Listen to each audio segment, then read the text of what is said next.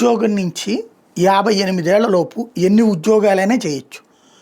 ఒక 10 సంవత్సరాల పిఎఫ్ అంటే ఇప్పుడు ఒక 3 ఏళ్ళు చేసి ఆ తర్వాత 2 ఏళ్ళు చేయక, అంటే పిఎఫ్ ఉన్న సంస్థలు చేసి ఆ తర్వాత పిఎఫ్ లేని సంస్థలో పనిచేసి మళ్ళీ పిఎఫ్ ఉన్న సంస్థలో పనిచేసి అట్లా ఓవరాల్గా మన 58 ఏళ్ల లోపు 21 ఏళ్ల నుంచి 58 ఏళ్ల లోపు ఒక 10 సంవత్సరాల పిఎఫ్ కనుక ఉంటే అది మనకి తర్వాతన బెనిఫిట్ అవుతుంది. ఎట్లా లైఫ్ లాంగ్ ఒక పిఎఫ్ వస్తూ ఉంటుంది.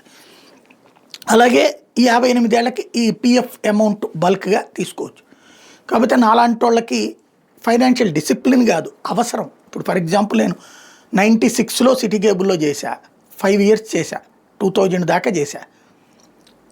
టోటల్గా అది సంస్థ నుంచి బయటకు వచ్చి సి ఛానల్కి హైదరాబాద్కి వెళ్ళినప్పుడు, కొత్త ఉద్యోగం దగ్గరికి వెళ్ళినప్పుడు ఇబ్బంది ఉంటుంది ఫైనాన్షియల్గా. చేతిలో డబ్బులు ఉండవు. ఇక్కడ ఇది రెగ్యులర్గా రన్నింగ్లో నుంచి కాకుండా వేరే ఊరికి పోయాను. అప్పులు గిప్పులు ఇవి తీర్చుకోవాలంటే పిఎఫ్ క్యాన్సిలేషన్ పెట్టుకుంటే కానీ డబ్బులు రాదు. పిఎఫ్ క్యాన్సిలేషన్ పెట్టుకుంటే ఓ 25,000 30,000 వచ్చినాయి. ఎందుకంటే అప్పుడు మాకు వచ్చే జీతాలు 2,000 2,500 2,200తో బిగినయ్యా. 3,200 ఏడాదికి 200 చొప్పున పెరిగేది. 5 ఏళ్ల తర్వాత అందులోంచి బయటకు వచ్చే టైంకి 3,200 అది అమౌంట్. తర్వాత సి ఛానల్లో చేశాను హైదరాబాద్. అక్కడ దాదాపుగా 10 నెలలు చేశాను. ఆ 10 నెలల్లో కూడా పిఎఫ్ అక్కడ కట్ చేశారు.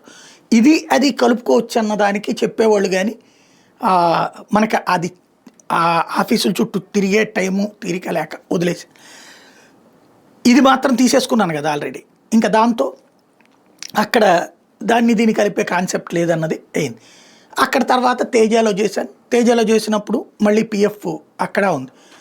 ఇది అది చేసుకోవచ్చు అంటే తమిళనాడు హెడ్ క్వార్టర్ కాబట్టి అదంతా చేయడం చాలా తతంగం అన్నారు.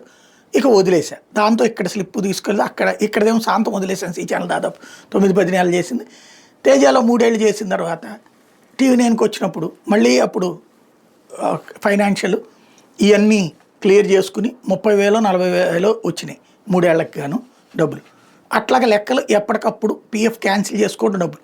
వాస్తవంగా పిఎఫ్లో కొంత క్యాన్సిల్ చేసుకుని కొంత ఏదైతే వాటా ఉంటుందో దాన్ని కనుక అట్లాగే ఉంచినా నడుస్తుంది అన్నారు. మనకి అదన్నీ సరిగ్గా చెప్పిన వాళ్ళు లేరు. తీసేసుకున్నాం, వాడేసుకున్నాం, అయిపోయింది. ఇట్లాగా ఫైనల్గా జెమినీలో ఉన్నటువంటి సందర్భంలో దాదాపుగా 18.5 lakh దాకా పిఎఫ్ వచ్చింది. ఇది 10 years 7-8 years చేశాం కాబట్టి.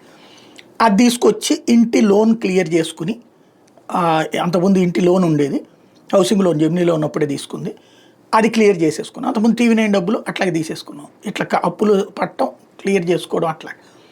అంటే ఇట్లా నాలాంటి ఒక మధ్యతరగతి ఉద్యోగికి ఇట్లాగా సమస్యలు ఉంటాయి. పిఎఫ్ అట్లా కాకుండా తీసుకోవాలన్నప్పుడు సంస్థ మానేస్తే మాత్రమే తీసుకునే పరిస్థితి.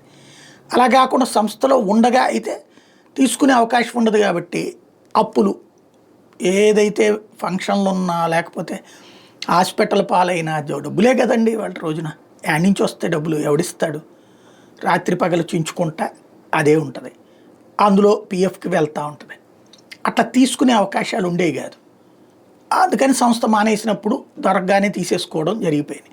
ఇప్పుడు చూస్తే సెక్యూరిటీ ఏంటి? ఇప్పుడు ఈ ఏజ్కి వచ్చాక రేపేంటి అనే భయం వెంటాడుతుంది. సరే, ఇక మనం నసీబ్ కైసాయిన వహి ఐసాయిన అని మన నుదుటిని దేవుడు ఎట్లా రాస్తే అట్లాగా, అంతకు మించి ఏం లేదు అన్న కోణంలో బ్రతికేస్తున్నాం అంతే. ఇదంతా ఎందుకు చెప్పాల్సి వస్తుందంటే ఇప్పుడంట సంస్థలో ఉద్యోగం చేస్తూ కూడా పిఎఫ్ తీసేసుకునేటటువంటి ఫెసిలిటీని కల్పించబోతోందట. ఆ దిశగా ఇప్పుడు, ఎందుకంటే మొన్న తీసుకోవచ్చు కొంత అడ్వాన్స్ అని చెప్పి పెట్టారు. ఇప్పుడు శాంతం తీసుకొచ్చి కావాలంటే అన్నటువంటి ఒక ప్రొవిజన్ వైపుగా అడుగు పెడుతోంది కేంద్ర ప్రభుత్వం అన్నటువంటి తాజాగా ఢిల్లీ సర్కిల్స్లోనే పడుతున్నమాట.